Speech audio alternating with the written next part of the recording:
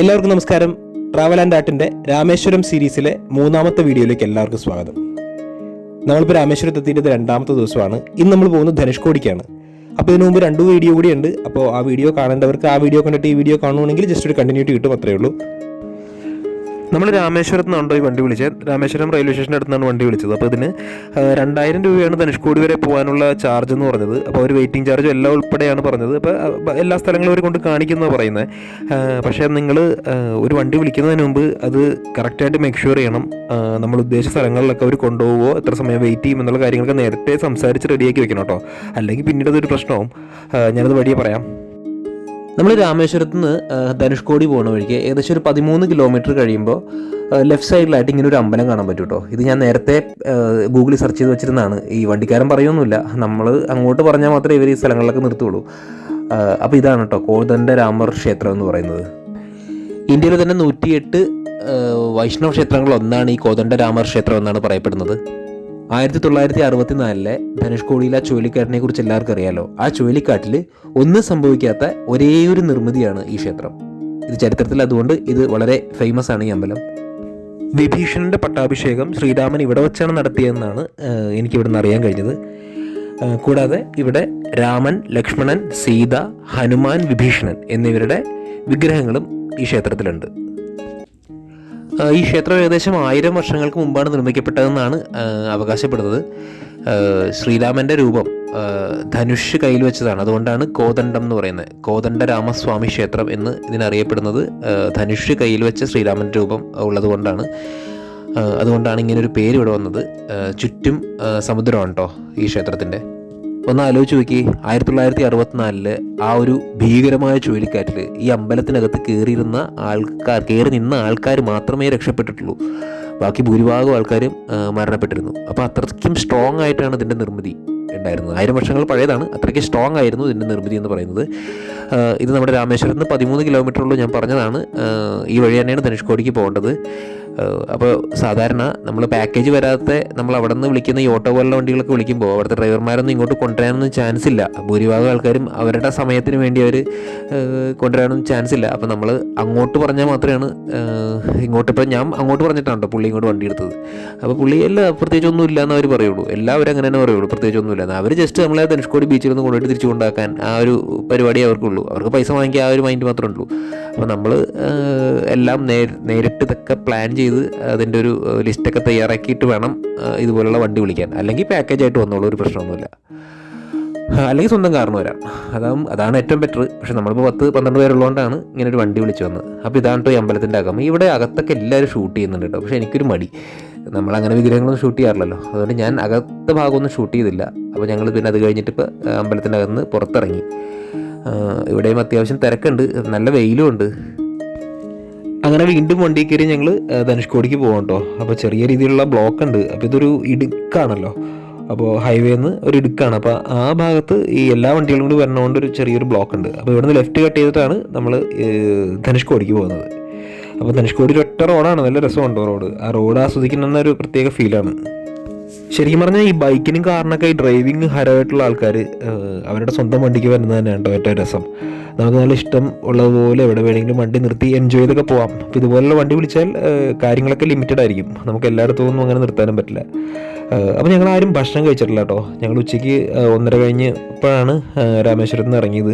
അപ്പോൾ ഭക്ഷണം കഴിക്കാൻ പോയപ്പോൾ ഈ ഡ്രൈവർ പറഞ്ഞ് ഭക്ഷണം കഴിക്കേണ്ട, നമുക്ക് ധനുഷ്കോടിയിൽ നിന്ന് ഭക്ഷണം കഴിക്കാം, നല്ല വെജിറ്റേറിയൻ ഫുഡ് കിട്ടുമെന്നൊക്കെ പറഞ്ഞു. കാര്യം വണ്ടിയിലുള്ള എല്ലാവരും അമ്പലത്തിലൊക്കെ പോകുന്നതുകൊണ്ട് കൂടുതലും വെജിറ്റേറിയൻ ഫുഡാണ് പ്രിഫർ ചെയ്യുന്നത്. പക്ഷേ നമ്മളവിടെ എത്തിയപ്പോൾ വെജിറ്റേറിയൻ ഫുഡ് ഉള്ള കടകളൊന്നും ഇല്ല കേട്ടോ. എല്ലാം ഈ നോൺ വെജിറ്റേറിയൻ മാത്രമേ ഉള്ളൂ സംഭവം. ഞാൻ പ്രിഫറബിളി നോൺ വെജിറ്റേറിയൻ അങ്ങനെ കഴിക്കാറില്ല. കൂടുതലും വെജിറ്റേറിയൻ ഫുഡാണ് എനിക്ക് കൂടുതൽ താല്പര്യം. പക്ഷേ ഒരു നിവൃത്തിയില്ലാത്തത് കൊണ്ട് മാത്രം ഇവിടുന്ന് ഇങ്ങനത്തെ ഒരു ഫുഡ് കഴിക്കേണ്ടി വന്നു. ഫുഡ് മോശമൊന്നും ഉണ്ടായിട്ടില്ല. പ്രിഫറബിളി എനിക്ക് വെജിറ്റേറിയൻ ഫുഡാണ് ഇഷ്ടം. അപ്പോൾ ഈ നോൺ വെജ് ഇതുപോലുള്ള ഫുഡ്, ഈ മീൻ വറുത്തത് പോലെ കാര്യങ്ങൾ കഴിക്കാൻ ആഗ്രഹമുള്ളവർ, അതിനോട് താല്പര്യമുള്ളവർ ഈ സ്ഥലം കണ്ടുപിടിച്ചൊക്കെ വരാറുണ്ട്. അപ്പോൾ അതിന് ഞാൻ കുറ്റം പറയുന്നതല്ല, എനിക്കങ്ങനെ വലിയ താല്പര്യമില്ലാത്തതുകൊണ്ടാണ്. അപ്പോൾ ഞാൻ ആലോചിച്ചതാണ് ഞങ്ങളെല്ലാവരും മര്യാദയ്ക്ക് രാമേശ്വരത്ത് നിന്ന് ഫുഡ് കഴിച്ചിട്ട് വന്നാൽ മതിയായിരുന്നു. അതിനിടയ്ക്ക് പിന്നീട് രാമേശ്വരം കഴിഞ്ഞാൽ പിന്നീട് ഇങ്ങോട്ടുള്ളതെല്ലാം ഇതുപോലെ നോൺ വെജ് ഫുഡുകളായിരിക്കും കേട്ടോ. അപ്പോൾ നമ്മളിപ്പോൾ അരിച്ചാൽ മുന ഏറ്റവും ലാസ്റ്റ് പോയിന്റിലെത്തി. അപ്പോൾ എൻ്റെ സൈഡിൽ കണ്ടത് ഇന്ത്യൻ മഹാസമുദ്രം ഉണ്ടോ, ഒരു സൈഡിൽ ഇന്ത്യൻ മഹാസമുദ്രം, മറ്റേ സൈഡിൽ ബംഗാൾ ഉൾക്കടൽ. അപ്പോൾ 2 കടലുകൾ സംഗമിക്കുന്ന ഒരു പ്രദേശമാണത്. അപ്പോൾ ഞങ്ങളങ്ങനെ ആ ലാസ്റ്റ് പോയിന്റിലേക്ക് നടക്കും കേട്ടോ. ഇതിനപ്പുറത്തേക്ക് ശ്രീലങ്കയാണ്. എല്ലാവരുടെയും മൊബൈലിൽ റേഞ്ച് എല്ലാം പോയി, പക്ഷേ എൻ്റെ മൊബൈലിൽ റേഞ്ച് കിട്ടുന്നുണ്ട്. 1-2 കോൾ വന്നപ്പോഴാണ് പൈസ കുറച്ച് കട്ട് ചെയ്തപ്പോഴാണ് മനസ്സിലായത് എൻ്റെ ഫോൺ ഇൻ്റർനാഷണൽ റോമിംഗ് ആയി. എൻ്റെ ഫോണിൽ ശ്രീലങ്കയിലെ ഈ നെറ്റ്വർക്കാണ് കിട്ടിക്കൊണ്ടിരിക്കുന്നത്. എയർടെൽ ശ്രീലങ്കയാണ്. അപ്പോൾ അതുകൊണ്ട് ഞാൻ അറിഞ്ഞിരുന്നില്ല. കുറച്ച് കോളൊക്കെ വരുമ്പോൾ പൈസ നന്നായിട്ട് പോയിട്ട് പിന്നീട് മെസ്സേജ് വന്നപ്പോഴാണ് എനിക്ക് മനസ്സിലായത്. ബാക്കി എല്ലാവരുടെയും ഫോൺ ഇവിടെ വർക്ക് ചെയ്യുന്നില്ല കേട്ടോ. അപ്പോൾ ഇതാണ് അതിൻ്റെ ഒരു എൻഡ് പോയിൻ്റ്. ഇത് പല വീഡിയോയിലും നിങ്ങൾ കണ്ടിട്ടുണ്ടാവും. അത്യാവശ്യം നല്ല തിരക്കുള്ളൊരു ഏരിയ ആണ് കേട്ടോ. ഇവിടെ നിൽക്കുമ്പോൾ ഒരു ഭയങ്കര ഒരു ഫീലാണ്. 2 കടലുകൾ സംഗമിക്കുന്ന ഒരു പ്രദേശമാണ്. എൻ്റെ സ്ഥലം എന്ന് പറഞ്ഞാൽ നോർത്ത് പറവൂരാണ്. നമ്മുടെ ചെറായിലുള്ള ആൾക്കാരാണ്. അറബിക്കടലാണ്. നമ്മൾ അറബിക്കടൽ മാത്രമേ കണ്ടിട്ടുള്ളൂ. ഇത് ബംഗാൾ ഉൾക്കടലും അതുപോലെ ഇന്ത്യൻ മഹാസമുദ്രവും സംഗമിക്കുന്നൊരു സ്ഥലമാണ് കേട്ടോ. അതിനകത്ത് ഇന്ത്യൻ മഹാസമുദ്രമാണ് കുറച്ച് റഷായിട്ട് നല്ല ഒരു വെള്ളമൊക്കെ തിരയൊക്കെ വന്ന് ഇടിച്ച് തെറിപ്പിച്ച് വരുന്നത്. ബംഗാൾ കുടൽ അങ്ങനെയൊന്നുമല്ല. ഒരു വണ്ടി ഇവിടെ കിടക്കണപ്പോൾ ഞാൻ വെറുതെ ചുമ്മാ ഷൂട്ട് ചെയ്താണ്ട്. ഇത് എൻ്റെ വീട്ടിൻ്റെ പേരാണ് ഈ വണ്ടിക്കുള്ളത്, അരുൺ കോട്ടേജ്. ഈ കാണുന്നതാണ് ബംഗാൾ ഉൾക്കടൽ. അത് ഭയങ്കര ശാന്തമാണ് കേട്ടോ. നേരത്തെ കണ്ടത് ഇന്ത്യൻ മഹാസമുദ്രമാണ്. പക്ഷേ കൂടുതൽ ആൾക്കാർ ഇറങ്ങുന്നത് ഇന്ത്യൻ മഹാസമുദ്രത്തിലാണ് കേട്ടോ. അതാണ് കുറച്ചുകൂടി തിരയൊക്കെ അടിച്ച് തെറിപ്പിക്കുന്നത്. പക്ഷേ എല്ലാവരും ഇറങ്ങുന്നത് അവിടെയാണ്. ബംഗാൾ ഉൾക്കടലിൽ ഇറങ്ങുന്ന ആൾക്കാർ കുറച്ചാണ് ഞാൻ കാണുന്നത്. അങ്ങനെ നമ്മൾ അവിടെ നിന്ന് തിരിച്ചിട്ട് ആ പഴയ പള്ളിയില്ലേ, ആ പള്ളിയുടെ പോയിന്റിലെത്തിയിട്ടോ.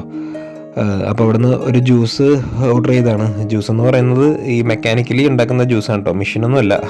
അപ്പോൾ അത് കഴിഞ്ഞിട്ട് ഈ പള്ളി എല്ലാവർക്കും അറിയാവുന്നതായിരിക്കും. അതിനെക്കുറിച്ച് ഞാൻ പ്രത്യേകിച്ച് പറയേണ്ട കാര്യമൊന്നുമില്ല. നമ്മൾ ധനുഷ്കോടി എന്ന് പറയുമ്പോൾ തന്നെ ഈ ഒരു തകർന്ന പള്ളിയാണ് എല്ലാ ചിത്രങ്ങളും വരുന്നത്. അപ്പോൾ ഇവിടെ കയറണം എന്ന് എന്തായാലും നമുക്ക് പ്ലാൻ ഉണ്ടായിരുന്നു. അപ്പോൾ നമ്മൾ അരിച്ചാൽമോന എൻഡ് പോയിന്റിൽ നിന്ന് 3 കിലോമീറ്റർ ഇങ്ങോട്ട് വരുമ്പോൾ തിരിച്ച് രാമേശ്വരം റൂട്ടിലേക്ക് വരുമ്പോഴാണ് ഈ പള്ളി. ഡ്രൈവർ ഭയങ്കര ഇതാണ് കേട്ടോ, സമയം വൈകി എന്ന് പറഞ്ഞ് ഇങ്ങനെ പറഞ്ഞുകൊണ്ടിരിക്കുകയാണ്. നമുക്ക് അങ്ങനത്തെ ഒരു വണ്ടിയിലൊക്കെ വരുമ്പോൾ ആകെപ്പാടൊരു മൂഡൗട്ടാണ്. നമ്മൾ കറങ്ങാൻ ഇത്ര ദൂരം വരുന്നത് ഇതുപോലുള്ള കാഴ്ചകളും കറങ്ങാനൊക്കെ വേണ്ടിയല്ലേ. അപ്പോൾ നമുക്ക് അത്യാവശ്യം സമയം എടുക്കണം. അതൊക്കെ വേണമെങ്കിൽ പൈസ കൂടുതൽ കൊടുക്കാം, എന്നാലും നമുക്ക് അയാളുടെ ഇഷ്ടത്തിന് നമുക്ക് യാത്ര ചെയ്യാൻ പറ്റില്ലല്ലോ. അപ്പോൾ അതാണ് ഞാൻ പറഞ്ഞത്, നിങ്ങൾ വരുവാണെങ്കിൽ ഈ കാര്യങ്ങളൊക്കെ സംസാരിച്ചിട്ട് വേണം ഒരു വണ്ടി വിളിക്കാൻ, അല്ലാതെ വിളിക്കരുത്. അപ്പോൾ ഇതാണ് ആ പഴയ പള്ളി കേട്ടോ. പണ്ടിത് ഓപ്പണായിരുന്നു, ഇങ്ങനെ കെട്ടും കാര്യങ്ങളൊന്നും ഉണ്ടായിരുന്നില്ല. ഇവിടെ ഇറങ്ങി ഇതിൻ്റെ അകത്തൊക്കെ പോകായിരുന്നു. പക്ഷേ ഇപ്പോൾ അത് ഫുള്ള് ഇതുപോലൊരു ടൂറിസ്റ്റ് രീതിയിൽ ഇങ്ങനെ കെട്ടി വെച്ചേക്കും കേട്ടോ. ഇത് കുറേ നാൾക്ക് മുമ്പ് കുറേ കൂടി ഉണ്ടായിരുന്നു, ഇപ്പോൾ പിന്നെയും കുറേ നശിച്ചു. അപ്പോൾ ഈ കാണുന്നത് ഇതിൻ്റെ അൾത്താരയാണ്. അപ്പോൾ ഒന്ന് ആലോചിച്ച് നോക്കിയാൽ നിങ്ങൾ ഇവിടെ നിൽക്കുമ്പോൾ 1964 ആ ഒരു ചുഴലിക്കാറ്റ് വരുമ്പോഴത്തേക്ക് തകർന്നു പോകുന്ന ആ ഒരു സീനൊക്കെ നമ്മളൊന്ന് ആലോചിച്ച് നോക്കിയാൽ രാത്രിയിലെ ശരിക്കും ഭയാനകമായിരിക്കും ആ ഒരു സമയം. അപ്പോൾ പള്ളി മാത്രമല്ല, ഒരുപാട് നിർമ്മിതികൾ ഇങ്ങനെ തകർന്ന് കിടക്കുന്ന നമുക്ക് കാണാൻ പറ്റും. നമ്മളെ കണ്ടപ്പോഴത്തേക്കും ഒരു പട്ടി ഓടി വരുന്നുണ്ട് കേട്ടോ. എന്താ സംഭവം എന്നറിയില്ല, ഫുഡ് കിട്ടാനായിരിക്കും. അപ്പോൾ ഇതാണ് ആ പള്ളി. വിശുദ്ധ ആൻ്റോണീസിൻ്റെ ദേവാലയമാണത്. ഇന്നാരും വിശുദ്ധ ബലിയർപ്പിക്കാൻ വരാത്ത വിശുദ്ധ ആൻ്റോണീസിൻ്റെ ക്രിസ്ത്യൻ ദേവാലയം. ഒരു കാലത്തൊന്ന് ആലോചിച്ച് നോക്കിയേ, 1964 മുമ്പ് എത്രത്തോളം ആൾക്കാർ ഇവിടെ വന്നിട്ടുണ്ടാവും. അതൊക്കെ കാലത്തിൻ്റെ ആ ഒരു ദുരവസ്ഥയിലെല്ലാം അങ്ങ് മാഞ്ഞുപോയി. കാലം മുന്നോട്ട് പോകുന്തോറും ഈ ചർച്ചിൻ്റെ ഭാഗങ്ങൾ ഇങ്ങനെ തകർന്ന് പോയിക്കൊണ്ടിരിക്കുകയാണ് കേട്ടോ. ഓരോ വർഷം കഴിയുന്തോറും കുറഞ്ഞ് ഇങ്ങനെ പോയിക്കൊണ്ടിരിക്കുകയാണ്. ഇനി അധികം നാളൊന്നും ഇതിങ്ങനെ ഉണ്ടാവും നമുക്ക് തോന്നുന്നില്ല. അതിനു മുമ്പ് ഇത് കാണേണ്ടവരൊക്കെ വന്ന് കാണുക. നമുക്കിവിടെ നോക്കിയാൽ തന്നെ മനസ്സിലാവും. ഈ പവിഴപ്പുറ്റുകളൊക്കെ വെച്ചിട്ടാണോ ഇത് പള്ളി പണിതിരിക്കുന്നത്. അത് കഴിഞ്ഞ് നമ്മൾ നേരെ വന്നിരിക്കുന്നത് റെയിൽവേ സ്റ്റേഷനിലേക്കാണ്. അത് പള്ളിയുടെ ഏകദേശം ഓപ്പോസിറ്റ് ഉള്ളൊരു വഴിയാണ് ഈ റെയിൽവേ സ്റ്റേഷൻ എന്ന് പറയുന്നത്. അപ്പോൾ നമുക്ക് അവിടെ നിന്ന് നോക്കിയാൽ തന്നെ കാണാൻ പറ്റും. ഇത് വാട്ടർ ടാങ്കും റെയിൽവേ സ്റ്റേഷനും തുടങ്ങിയ കാര്യങ്ങളൊക്കെയാണ് ഇവിടെയുള്ളത്. അപ്പോൾ ഇവിടെ ആയിട്ടൊരു അമ്പലം ഉണ്ട് കേട്ടോ. അപ്പോൾ ഈ വാട്ടർ ടാങ്കാണെന്ന് തോന്നുന്നു, ഇത് വാട്ടർ ടാങ്കാണെന്ന് തോന്നുന്നു. റെയിൽവേ സ്റ്റേഷൻ്റെ അവശിഷ്ട ഭാഗങ്ങളാണ് ഇതെല്ലാം. അപ്പോൾ ഇവിടെ ആയിട്ടൊരു അമ്പലമുണ്ട്. അത് ഈ റൈറ്റ് സൈഡിലായിട്ട് നമുക്ക് അമ്പലം കാണാൻ കഴിയും. അപ്പോൾ ഇതാണ് ഇവിടുത്തെ റെയിൽവേ ട്രാക്ക് കേട്ടോ. അപ്പോൾ പണ്ട് ട്രെയിൻ ചരക്ക് വണ്ടികൾ ശ്രീലങ്കയിലേക്ക് പോകാൻ വേണ്ടി ധനുഷ്കോടിയിൽ എത്തിയിരുന്ന ചരക്ക് വണ്ടികൾ ഈ ട്രാക്കിലൂടെയാണ് പോയിരുന്നത്. 1964 സൈക്ലോൺ ഉണ്ടായ ടൈമിൽ ഈ ട്രാക്കിലൂടെ ട്രെയിൻ ഉണ്ടായിരുന്നു. ആ ട്രെയിൻ അപകടത്തിൽപ്പെട്ട് ആ ട്രെയിനിലുണ്ടായിരുന്ന ആൾക്കാരെല്ലാവരും മരണപ്പെടുകയും ചെയ്തിരുന്നു. അതൊക്കെ വളരെ ഒരു ദുരവസ്ഥ തന്നെയാണ്. അപ്പോൾ ആ ട്രാക്കിൻ്റെ സൈഡിൽ കൂടി നമ്മളിങ്ങനെ നടക്കുവാണെങ്കിൽ നമുക്ക് പിന്നെയും കുറേ നിർമ്മിതികൾ കാണാൻ പറ്റും കേട്ടോ. ഈ നിർമ്മിതികൾ എന്ന് പറഞ്ഞത് തകർന്നു പോയ പഴയ ബിൽഡിങ്ങിൻ്റെ അവശിഷ്ടങ്ങളാണ്. അപ്പോൾ ഇവിടെയൊക്കെ ഇതുപോലെ ചെറിയ ഓലപ്പെരകളുണ്ട്. ഇപ്പോൾ ഇവിടെയൊന്നും കോൺക്രീറ്റ് കെട്ടിടങ്ങൾ കെട്ടാൻ വേണ്ടി ഗവൺമെൻറ് അനുമതി കൊടുക്കില്ല. അപ്പോൾ നമ്മളിങ്ങനെ ഇതിലൂടെ ഇങ്ങനെ നടന്ന് പോകാട്ടോ. അപ്പോൾ ഇങ്ങനെ നടന്ന് ഞാൻ പല വീഡിയോയിലും കണ്ടിട്ടാണെങ്കിൽ നടക്കാമെന്ന് വിചാരിച്ചത്. അപ്പോൾ നടക്കുമ്പോൾ നമുക്ക് ഇതുപോലെ ഹോസ്പിറ്റലിൻ്റെ അവശിഷ്ടങ്ങൾ, അതുപോലെ പഴയ അമ്പലത്തിൻ്റെ അവശിഷ്ടങ്ങൾ, അതുപോലെ പഴയ ഇതുപോലെ ഓഫീസുകളുടെ അവശിഷ്ടങ്ങൾ, അങ്ങനെ എല്ലാം നമുക്ക് കാണാൻ പറ്റും. എല്ലാം ഈ നമ്മൾ നേരത്തെ പറഞ്ഞ പള്ളി പോലെ തന്നെ ഇങ്ങനെ തകർന്ന് കിടക്കുവാണ്. ഒട്ടുമിക്കതും ഉണ്ടാക്കിയിരിക്കുന്നത് ഈ പവിഴപ്പുറ്റുകൾ വെച്ച് തന്നെയാണ് കേട്ടോ. അപ്പോൾ നമ്മളിങ്ങനെ നടന്ന് ഇതിൻ്റെ റൈറ്റ് സൈഡിൽ കൂടി കയറി കഴിഞ്ഞാൽ വേറൊരു അമ്പലം ഉണ്ട് കേട്ടോ.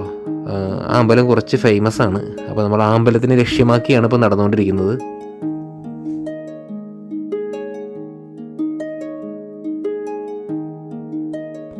ഇനി നമ്മൾ അങ്ങോട്ട് നടന്നു ചെല്ലുന്നത് വളരെ മനോഹരമായൊരു കടൽ തീരത്തേക്കാണ് കേട്ടോ. ഒരു കടൽ തീരവും അതുപോലെ തന്നെ ഒരു ചെറിയൊരു അമ്പലവും.